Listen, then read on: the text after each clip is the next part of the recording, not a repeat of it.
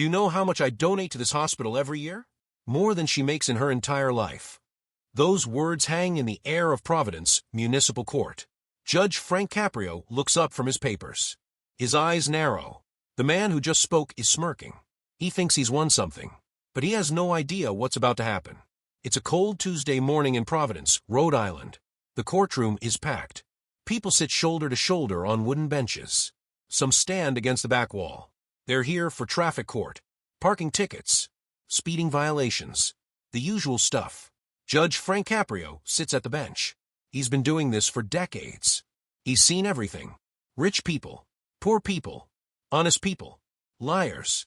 But today is different.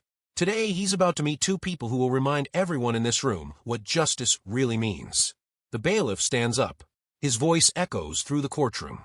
Case number 2025, TR 94612. The State of Rhode Island versus Theresa Morales. A woman walks to the front. She's 34 years old. Her name is Theresa Morales. She wears blue scrubs, the kind nurses wear. They're faded from too many washes. Her hair is pulled back in a ponytail. No makeup, dark circles under her eyes. She carries a folder with papers inside. Her hands shake slightly. Judge Caprio smiles at her. It's a warm smile, the kind that says you're safe here. Good morning, Ms. Morales. How are you today? Theresa tries to smile back. Her voice is quiet. I'm okay, Your Honor. Thank you for asking. Please, tell me why you're here today. Theresa opens her folder.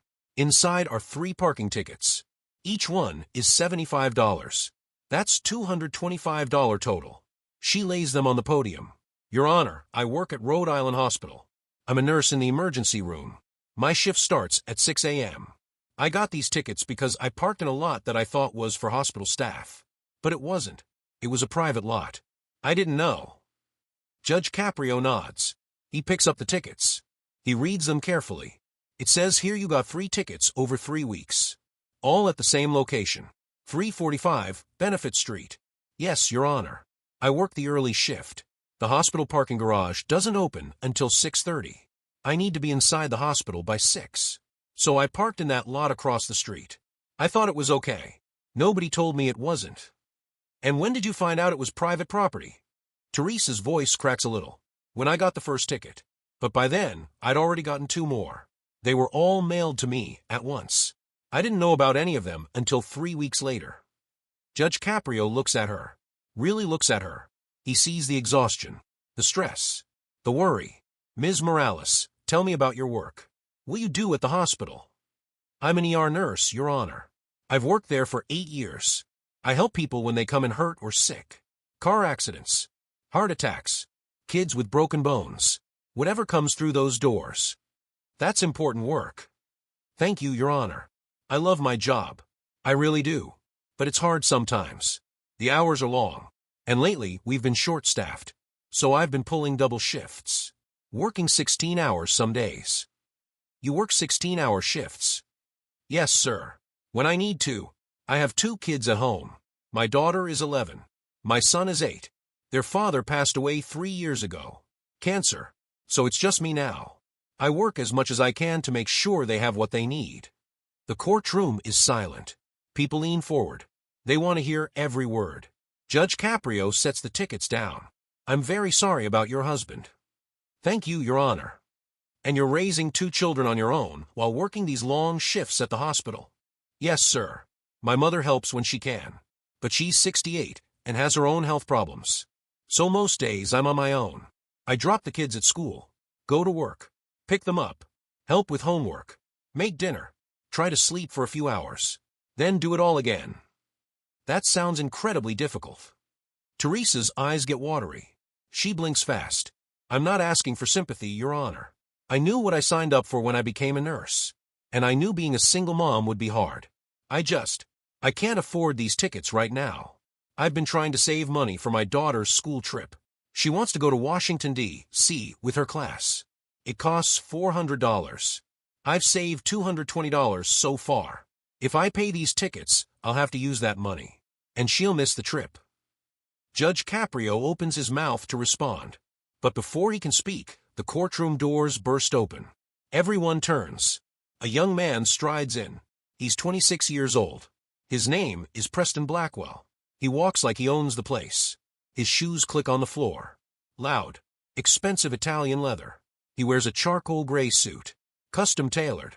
Probably $3,000. His shirt is bright white. His tie is silk. Navy blue with thin gold stripes. A gold Rolex Submariner gleams on his wrist. It costs $40,000. His hair is perfectly styled. Slicked back with product. He carries a leather briefcase. But he doesn't carry it like someone who works. He carries it like an accessory. Preston walks right past Theresa. He doesn't look at her. He doesn't say excuse me. He just walks to the front and stands next to her at the podium. The bailiff steps forward. Sir, there's another case being heard right now. You need to wait your turn. Preston waves his hand. Dismissive. Like he's swatting a fly. I know, but I'm in a hurry. I have a meeting at 10. Can we just handle my thing real quick? Judge Caprio's expression doesn't change. His voice stays calm. Young man, we're in the middle of a case. Please take a seat. We'll call you when it's your turn. Preston sighs. Loud. Dramatic. Come on. I'm just here for a parking ticket. It'll take 2 seconds. Let me pay it and go. Sir, I'm asking you politely. Please sit down. Preston looks at Theresa for the first time. His eyes scan her from head to toe. The faded scrubs. The tired face. The folder with the tickets. He smirks. No offense, but I'm sure my time is worth more than hers. Can't we just switch? The courtroom gasps. Quiet but clear. People exchange looks. Did he really just say that? Theresa's face turns red. She looks down at her shoes. Judge Caprio's jaw tightens. Just a little. Mr. Blackwell, is it? Preston looks surprised. Yeah. How'd you know my name? Your case is next on the docket. And I've read it. Thoroughly. Now, I'm going to ask you one more time. Please sit down. When I'm finished with Ms. Morales, I will call you. Not before. Preston rolls his eyes. Whatever. This is ridiculous. He turns and walks to the front row. He doesn't sit in the back like everyone else. He sits in the front, right behind where Theresa is standing. He pulls out his phone and starts scrolling. Judge Caprio turns back to Theresa. His expression softens immediately. I apologize for that interruption, Ms. Morales. Please continue. You were telling me about your daughter's school trip. Theresa nods. Her voice is even quieter now. Yes, Your Honor. She's so excited about it. She's never been to Washington, D.C. She wants to see the White House and the Lincoln Memorial. She talks about it every day. If I have to pay these tickets, she can't go. And I'll have to tell her. And she'll understand. She always understands. But I don't want her to miss out because I made a mistake about parking. Judge Caprio picks up one of the tickets. He examines it closely. It says here the lot is owned by Blackwell Properties. Is that correct? Yes, Your Honor. That's what it says on the ticket. From the front row, Preston's head snaps up. That's my father's company, he says. Loud enough for everyone to hear. He owns half the commercial real estate in Providence. Judge Caprio doesn't look at him. Mr. Blackwell, you are not part of this case. Please remain silent or I will have you removed. Preston leans back. But he's smiling. Like he knows something. Judge Caprio looks at his clerk. Do we have any documentation about this parking lot? Any signs posted? Any warnings? The clerk shuffles through papers. According to the city records, Your Honor, the lot at 345 Benefit Street is private property. But there's a note here. It says the city received 47 complaints in the last year from hospital workers who received tickets from that lot. They all thought it was public parking because there are no clear signs. No clear signs. Correct, Your Honor. The city sent a notice to Blackwell Properties asking them to install proper signage. But according to this, they never did. They just kept issuing tickets. Judge Caprio sets the paper down. His face is serious now. So let me understand this. Ms. Morales parked in a lot that's across from her workplace. There are no signs indicating it's private property. She works early morning shifts saving lives in the emergency room. And she's been ticketed 3 times for parking there. Is that accurate? Yes, Your Honor, Theresa says. And these tickets are issued by Blackwell Properties. Yes, sir. Judge Caprio looks at the tickets again. He's quiet for a moment. Then he looks up at Theresa. Ms. Morales, I'm dismissing all 3 of these tickets. Theresa's eyes go wide. What? You heard me correctly. I'm dismissing them. You owe nothing. These tickets are void. Tears spring to Theresa's eyes. Real tears. Your Honor, I don't know what to say. Thank you. Thank you so much. You don't need to thank me. This is what's right. You're a nurse. You work at one of our city's most important hospitals. You help people every single day. You save lives. You're raising 2 children alone after losing your husband. And you're doing it all while working double shifts and trying to save money so your daughter can go on a school trip. You are exactly the kind of person this community should be supporting, not punishing. Theresa covers her mouth with her hand. Tears run down her cheeks. I don't know what to say. Tell your daughter she's going to Washington, D.C. Theresa laughs through her tears. I will. Oh my God, I will. Thank you, Your Honor. Thank you so much. The courtroom erupts in applause. People clap and cheer. Some stand up. The bailiff doesn't stop them. Even he's smiling. Judge Caprio holds up his hand. The room quiets down. Ms. Morales, before you go, I want to tell you something. I've been sitting on this bench for a long time. I've seen thousands of cases. Thousands of people. And every once in a while, someone walks into this courtroom who reminds me why I do this job. You're one of those people. You're a hero. You might not think of yourself that way, but you are. You put on those scrubs every day, and you go help people who are having the worst day of their lives. You comfort them. You care for them. You save them. And then you go home and you do it all over again for your own children. That's heroic. Don't ever forget that. Theresa can't speak. She just nods. Tears keep falling. And I'm going to do one more thing. I'm going to make sure the city sends a formal complaint to Blackwell Properties about their parking lot. Those signs need to go up. This shouldn't happen to anyone else. Theresa wipes her eyes. Thank you, Your Honor. Thank you for everything. You're welcome. Now go. Take care of those kids. And give your daughter a hug for me.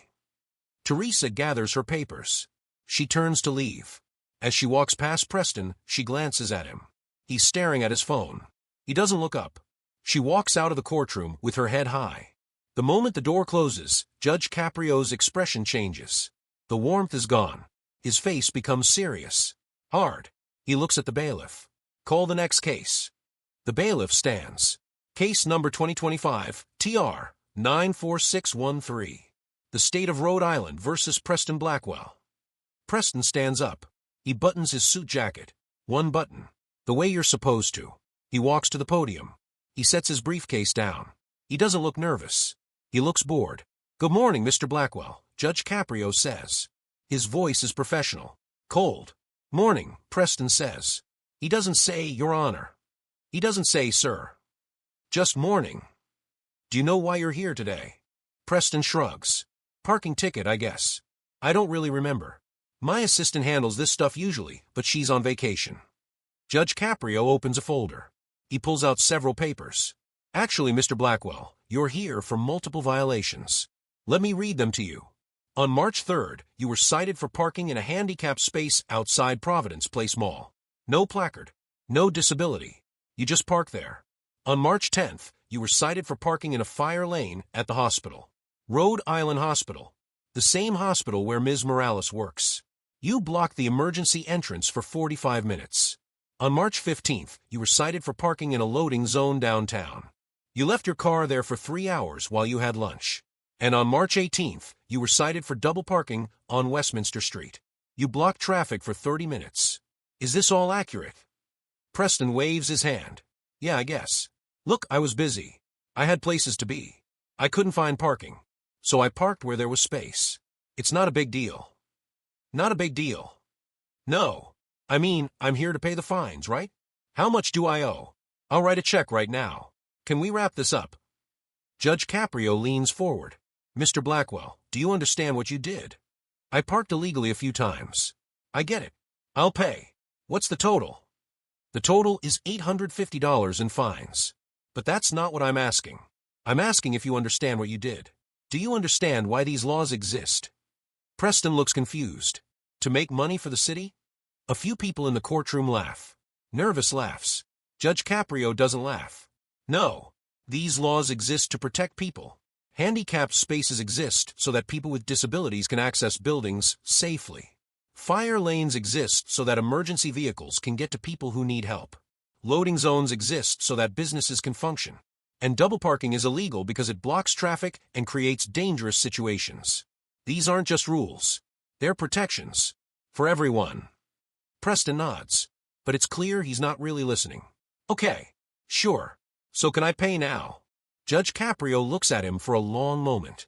Let me ask you something. When you parked in that fire lane at the hospital, did you see the signs? I don't know. Maybe. There are 4 signs in that area. All of them say fire lane. No parking. Emergency vehicles only. They're big. Red. Impossible to miss. You saw them.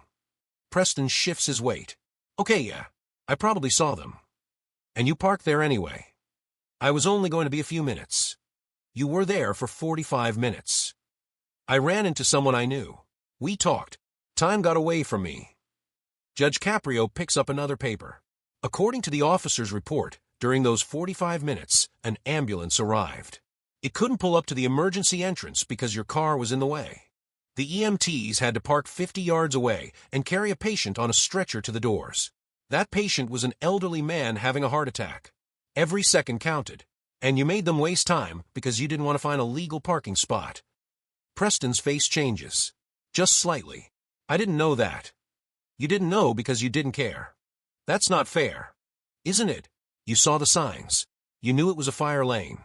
You parked there anyway because you decided your time was more important than anyone else's safety. Is that not accurate? Preston's jaw tightens. Look, I made a mistake. I said I'll pay the fines. What else do you want from me? I want you to understand that your actions have consequences. Real consequences. For real people. I understand. Can I pay now? Judge Caprio sets the paper down. Who is your father? Preston blinks. What? Your father? Who is he? Richard Blackwell. He owns Blackwell Properties. Why? And Blackwell Properties owns the parking lot where Ms. Morales received her tickets. The lot with no proper signage. The lot that's been the subject of 47 complaints. Is that correct? Preston shifts again. I guess so. I don't really know the details of his business. Do you work for your father? Sort of. I'm vice president of acquisitions. What does that mean? It means I help him buy properties. How long have you been doing that? About a year. And before that? I was in grad school. MBA program. Where?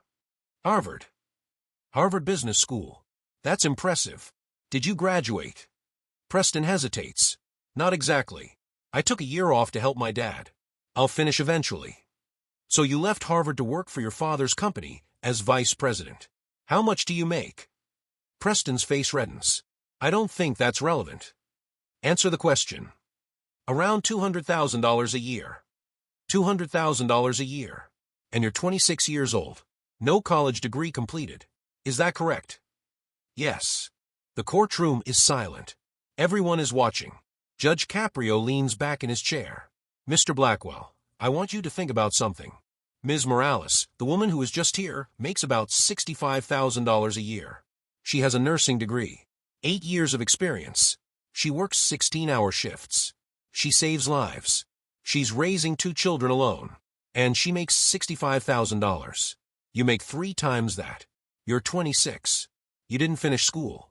You got your job because of your last name. Do you see the difference? Preston's voice is tight. I work hard. I'm sure you do. But let me ask you this. Do you think you'd have that job if your last name wasn't Blackwell? Preston doesn't answer. I'll ask again. Would you be vice president of a real estate company making $200,000 a year if your father didn't own that company? Preston's face is bright red now. Probably not. Probably not. Which means you've been given opportunities that most people never get. Opportunities that Ms. Morales will never get. Her children will never get. And yet, when you came into this courtroom, you told her that your time was worth more than hers. Do you remember saying that? I was just trying to. Do you remember saying it? Yes. Why did you say it? Preston doesn't answer. I'll tell you why. You said it because you believe it. You believe your time is worth more because you have money. Because you drive an expensive car. Because you wear expensive clothes. Because your father owns buildings. But here's what you don't understand. Your time isn't worth more. Her time isn't worth less. In this courtroom, everyone is equal. The nurse who saves lives and the trust fund kid who parks in fire lanes. They're equal, and they're both accountable for their actions. Preston's hands grip the podium. His knuckles are white. Judge Caprio isn't done. Let me tell you something else. When you parked in that handicapped spot at the mall, do you know who couldn't park there because of you? A woman named Gloria Chun. She's 68 years old. She has rheumatoid arthritis. She can barely walk. She drove to the mall to buy medicine at the pharmacy. She saw that someone was parked in the handicapped spot. She had to park in the back of the lot. She walked 200 yards in pain because you took her spot. She fell on the way. Broke her wrist. All because you couldn't be bothered to find a regular parking space. Preston's face goes pale. I didn't know. You didn't know because you didn't think. You don't think about how your actions affect other people. You just do what's convenient for you. That's not true. Isn't it? Preston's voice rises. Look, I'm sorry, okay? I'm sorry I parked in those places. I'm sorry about the lady who fell. I'm sorry about the ambulance. I didn't mean for any of that to happen. I'll pay whatever fine you want. Just tell me what I owe and I'll pay it. Judge Caprio looks at him. Long and hard. You think you can just pay money and make this go away? Isn't that how it works? Not in my courtroom. Preston's eyes narrow. What does that mean? Judge Caprio picks up his phone. He presses a button. Bring in Officer Martinez, please. The back door opens. A police officer walks in. He's in full uniform. He carries a folder. He walks to the witness stand and sits down. Judge Caprio looks at him. Officer Martinez, you wrote all 4 of these citations for Mr. Blackwell. Is that correct? Yes, Your Honor. Tell me about the incident at the hospital. The fire lane. Officer Martinez opens his folder. He reads from his notes. On March 10th at approximately 11:15 a.m., I was called to Rhode Island Hospital for a parking violation. When I arrived, I found a black Mercedes G-Wagon parked in the fire lane at the emergency entrance. The vehicle had been there for over 40 minutes according to hospital security. An ambulance had just left because it couldn't access the entrance. I waited for the driver to return. At 11:52 a.m., the defendant, Mr. Blackwell, exited the hospital. What was his demeanor when you approached him? Officer Martinez pauses. He looks at Preston, then back at the judge. He was dismissive, Your Honor. I explained that he was parked illegally in a fire lane. He said, and I quote, "So give me a ticket and get out of my way." I informed him that his vehicle had blocked an ambulance. He said, "That's not my problem." The courtroom reacts. Gasps. Whispers. Someone in the back says, "Unbelievable." Judge Caprio holds up his hand. Silence returns. He said it wasn't his problem. Yes, Your Honor. What happened next? I issued the citation. He took it and threw it in his car without looking at it. Then he said, "Do you know who my father is?" I told him I didn't care who his father was. He got in his car and drove away. Did he say anything else? Officer Martinez hesitates. Yes, Your Honor. As he was leaving, he said, "My dad donates to the police union. You'll regret this." Then he left. The courtroom erupts. People are talking over each other. The bailiff stands up. Order. Order in the court. Judge Caprio's face is stone. He threatened you. Yes, Your Honor. Did you report this? Yes, sir. I filed a formal complaint, but nothing came of it. Judge Caprio looks at Preston. Is this true? Preston's face is red. Sweat beads on his forehead. I was upset. I said things I didn't mean. Did you threaten Officer Martinez? I didn't threaten him. I just mentioned my father. You said he would regret it. That sounds like a threat to me. I was angry. I wasn't thinking. You seem to not think quite often, Mr. Blackwell. Preston slams his hand on the podium. Not hard, but loud enough. Okay, fine. Yes. I said it. I was mad because he was treating me like some criminal. I made a mistake. I park in the wrong spot, and suddenly I'm the worst person in the world. You're acting like I killed someone. Judge Caprio stands up. The entire courtroom holds its breath. His voice is quiet. Dangerously quiet. An elderly woman broke her wrist because of you. A heart attack patient lost precious seconds because of you. Emergency responders were delayed because of you. You threatened a police officer because of you. And Ms. Morales, a single mother working herself to exhaustion to support her children, almost lost $225 because your father's company refused to put up proper signs. All of this is because of you. Because you don't think. Because you don't care. Because you believe your money makes you special. Preston's breathing is fast. That's not fair. You want to know what's not fair? I'll tell you what's not fair. It's not fair that Ms. Morales works 16-hour shifts and makes $65,000 while you show up late to a job your daddy gave you and make $200,000. It's not fair that she has to choose between paying tickets and sending her daughter on a school trip while you throw money around like it means nothing. It's not fair that people like her keep this city running while people like you treat it like your personal playground. That's what's not fair. Preston's voice cracks. What do you want me to say? I don't want you to say anything. I want you to listen. Judge Caprio walks out from behind the bench. This is rare. He almost never does this. He walks down the steps. He stands in front of Preston. They're face to face now. Preston, Judge Caprio says. His voice is softer now, but still firm. I'm going to tell you something that nobody in your life has probably ever told you. You are not special. Your money doesn't make you special.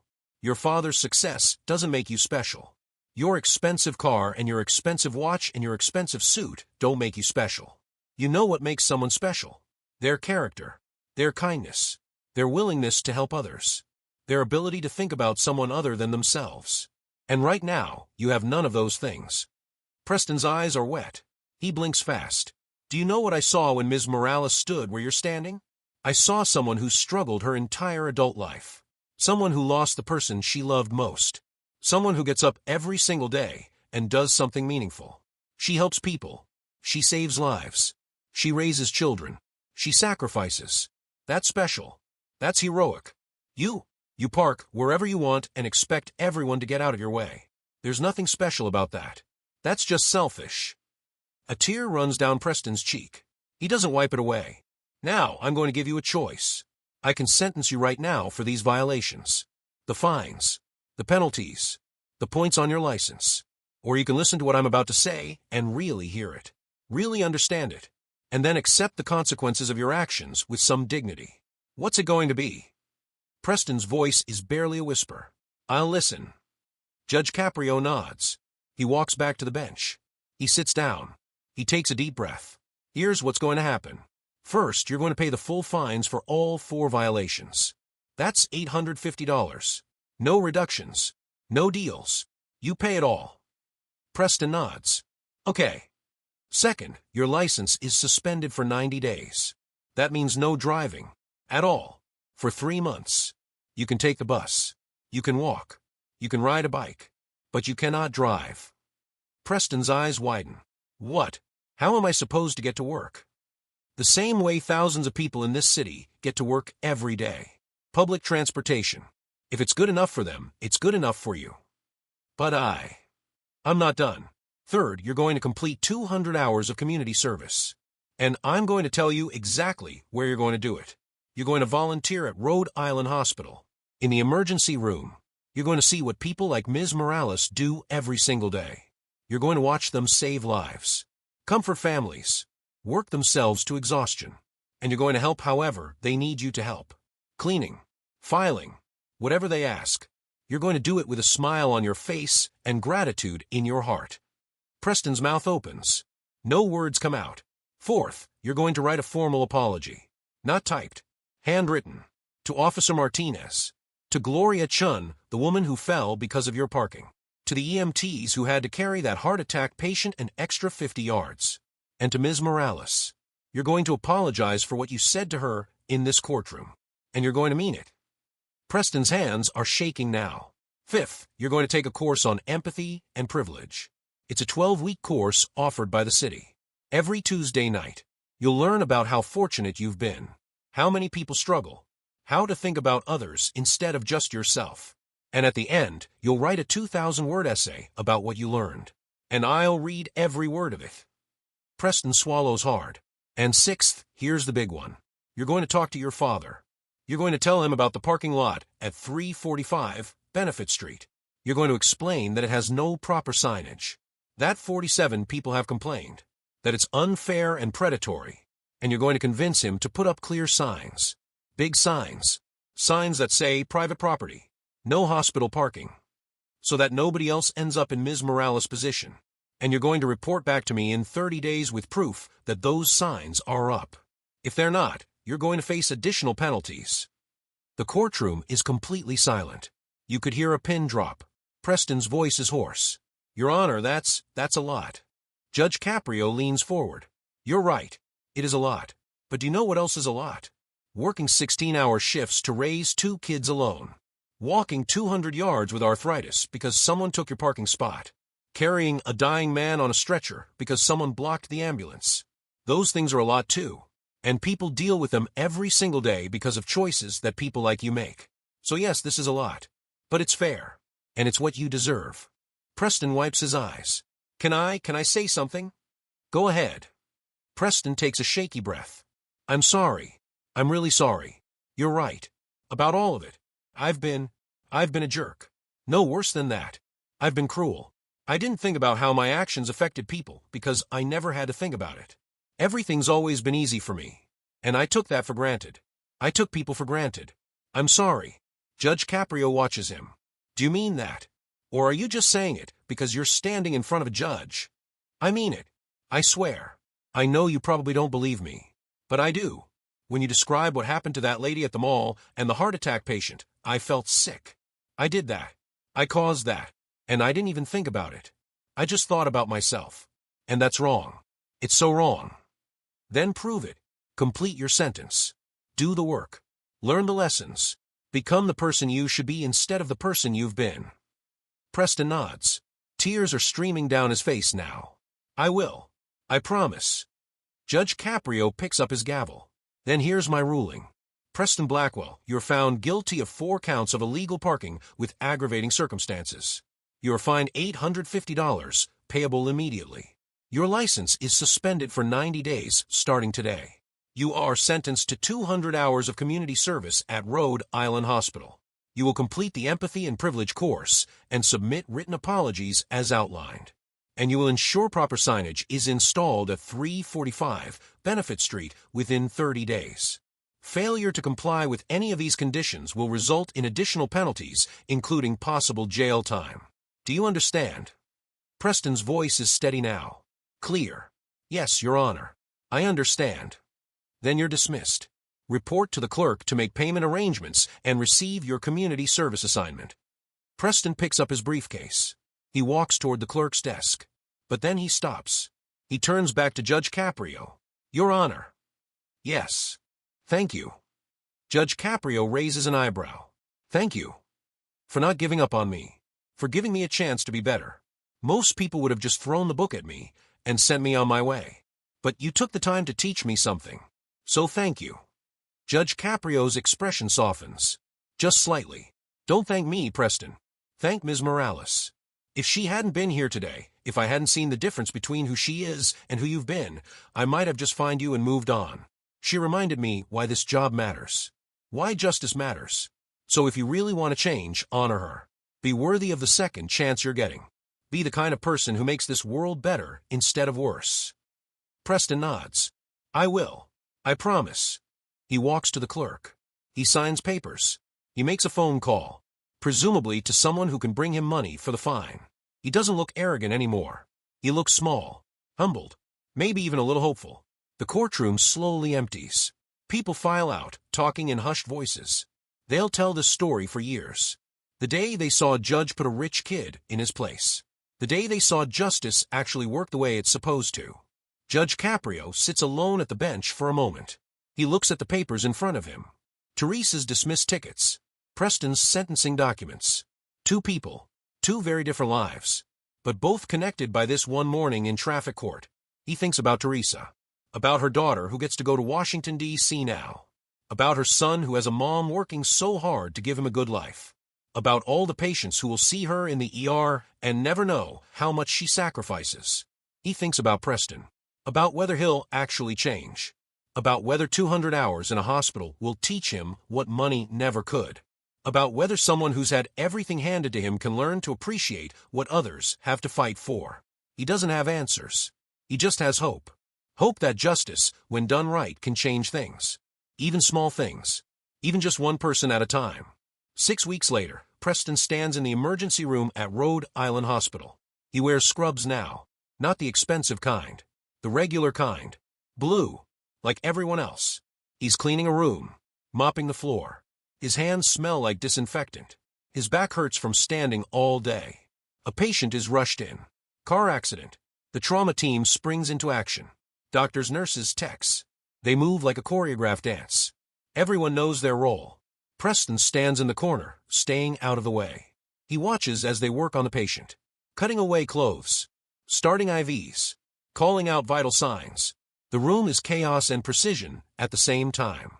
And then he sees her. Theresa. She's leading the team. Calm. Focused. Her hands move with absolute certainty. She's intubating the patient. Inserting a breathing tube. It's a complicated procedure.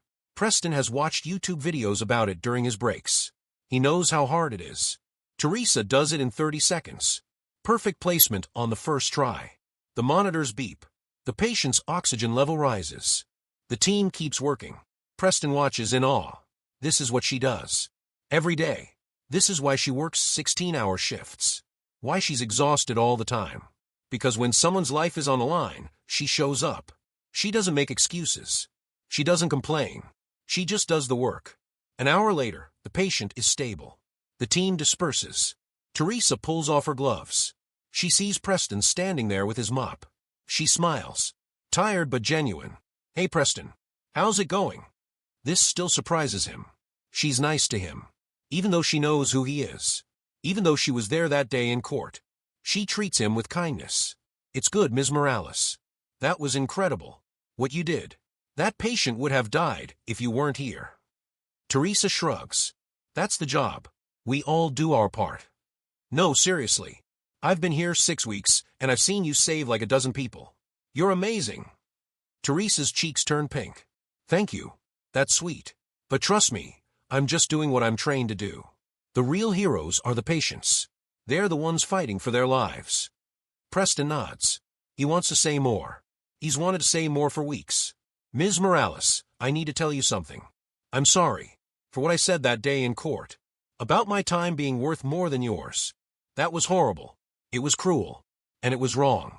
Your time is worth everything. You matter. What you do matters. And I'm sorry I was too stupid and selfish to see that. Theresa looks at him for a long moment. Then she reaches out and touches his arm. I forgive you, Preston. I forgave you the day it happened. We all make mistakes. We all say things we don't mean. What matters is what we do after. And you're here. Doing the work. Learning. Growing. That takes courage. I respect that. Preston's eyes get watery. Thank you. That means a lot. You're welcome. Now finish mopping that room. We've got 3 more ambulances coming in. Preston laughs. Yes, ma'am. He goes back to mopping. But something has changed. He's not just serving his sentence anymore. He's learning. Really learning. About what matters. About who matters. About what it means to be part of something bigger than yourself. At night, he goes home to his apartment. It's a nice apartment. Expensive. Downtown. Floor-to-ceiling windows. But it feels empty now. All his stuff, his designer clothes, his electronics, his art, it all feels hollow. Like it doesn't mean anything. He sits at his desk. He opens his laptop. He starts typing his essay for the empathy course. The one Judge Caprio will read. He writes about what he's learned. About watching Theresa work. About seeing real struggle. Real sacrifice. Real heroism. About understanding that money doesn't make you better. It just makes you luckier. And luck is not the same as worth. He writes for 3 hours. When he's done, the essay is 3,500 words. Way more than required. But he has too much to say. Too much he's finally understanding. He saves the document. He closes the laptop. He looks out the window at the Providence skyline. Somewhere out there, Theresa is probably getting home. Making dinner for her kids. Helping with homework. Being a mom and a hero all at once. And she's not thinking about the tickets that were dismissed or the judge who called her a hero. She's just living her life. Doing her best. Being who she is. Preston makes a decision. Tomorrow, he's going to talk to his father. About the parking lot signs. About fair business practices. About using their money and power to help people instead of squeezing them. He doesn't know if his father will listen. But he has to try. Because Judge Caprio was right. Preston isn't special. But he can become special. By making different choices. By thinking about others. by using his privilege to lift people up instead of stepping on them. It won't be easy.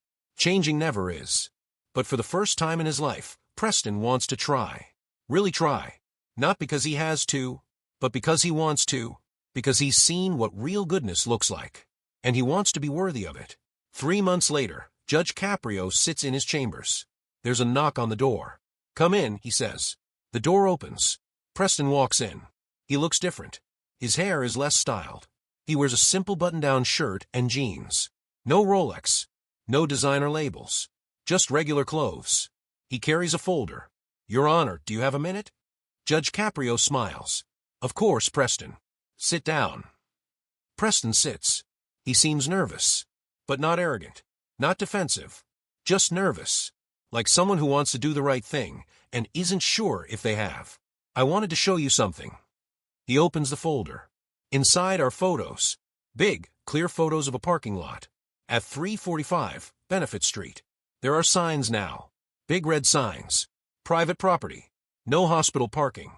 Violators will be towed. They're impossible to miss. Judge Caprio looks at the photos. "You did it." "I did. It took some convincing. My dad wasn't happy about it at first. He said we'd lose revenue from tickets. But I explained what happened. I told him about Ms. Morales. About the 47 complaints. About how it was wrong. And eventually he agreed. The signs went up 2 weeks ago. We've also reduced our ticket prices for that lot by 50%. And we're looking at other properties to see if they have the same issues." "That's good work, Preston." "Thank you. But that's not all." He pulls out more papers. "I finished my community service. All 200 hours. Here's my completion certificate signed by the hospital administrator. And here's a letter from Ms. Morales. She wrote it for you. I don't know what it says, but she asked me to give it to you." Judge Caprio takes the letter. He opens it. He reads silently. As he reads, his expression softens. When he's done, he looks up at Preston. "She says you've been one of the best volunteers they've ever had. That you showed up every shift. Worked hard. Asked questions. Cared about the patients. She says you even helped save a life. A kid who was choking. You performed the Heimlich maneuver." Preston's face flushes. "I just did what they trained me to do. It wasn't a big deal. It was to that kid's parents." Preston doesn't know what to say to that. Judge Caprio sets the letter down. "I'm proud of you, Preston. Truly. Not many people would have done what you did. Most would have just gone through the motions, served their time, and moved on. But you actually changed. You became someone better. That takes real courage." Preston's eyes water. "Thank you, Your Honor. That means everything coming from you. You changed my life that day. I was on a bad path. I didn't even realize it. But you stopped me. You made me see what I was becoming. And I'm grateful. I'll always be grateful." Judge Caprio stands. He walks around the desk. He extends his hand. Preston stands and shakes it. A firm, respectful handshake. "Go make a difference, Preston. Use what you've learned. Help people. Be better than you were." "I will. I promise." Preston leaves the chambers. He walks through the courthouse. People bustle around him. Cases being heard. Justice being served. Or try and be served. It's not perfect, but it's something. Outside, the sun is shining. Preston takes a deep breath. He pulls out his phone. Not to scroll social media. Not to check stocks. He opens a note app. He types, "Call volunteer coordinator about weekly ER shifts. Talk to dad about employee benefits. Research nonprofits to support. Be better." He saves the note. He puts the phone away. He starts walking. Not to a Mercedes G-Wagon. That's been sold. He walks to the bus stop. He's taking the bus now. Even though his license is back. Because he likes it. He likes being around people. Real people. People going to work. People going home. People living their lives. On the bus, he sits next to an elderly woman. She's struggling with her grocery bags. "Can I help you with those?" he asks. She smiles. "Oh, that would be lovely. Thank you, young man." He holds her bags until her stop. He helps her off the bus. She thanks him profusely. He says it's no problem. And he means it. Back in court, Judge Caprio calls the next case. Another parking ticket. Another person struggling. He listens to their story. He sees their fear. Their worry. Their hope that maybe, just maybe, the system will be fair to them. And he does his best. Every single day. To be fair. To be just. To To see people as they are, not as what they have or what they're worth on paper, but as human beings, deserving of dignity, deserving of respect, deserving of a chance, because that's what justice is. It's not about punishment. Not really. It's about fairness. It's about understanding. It's about recognizing that we're all connected, that what we do affects others, that kindness matters, that money doesn't make you special. Character does. And in Judge Frank Caprio's courtroom, everyone has a chance to show their character. The good, the bad, and the possibility for change. Theresa Morales is at work. It's been 3 months since her court date. 3 months since Judge Caprio dismissed her tickets and called her a hero. She doesn't think about it much anymore. Life moves on. Shifts to work. Kids to raise. Bills to pay. But sometimes when things get really hard, when she's exhausted and overwhelmed, she thinks about what the judge said. About being a hero. And it gives her strength to keep going. Her daughter went to Washington, D.C. She came back with so many stories. So many pictures. She saw the Capitol and the White House and the Lincoln Memorial. She said it was the best trip of her life. And Theresa cried happy tears because she could give that to her daughter. Because someone saw her struggle and decided to help instead of hurt. That's what justice looks like. Not always big and dramatic. Sometimes quiet. Sometimes simple.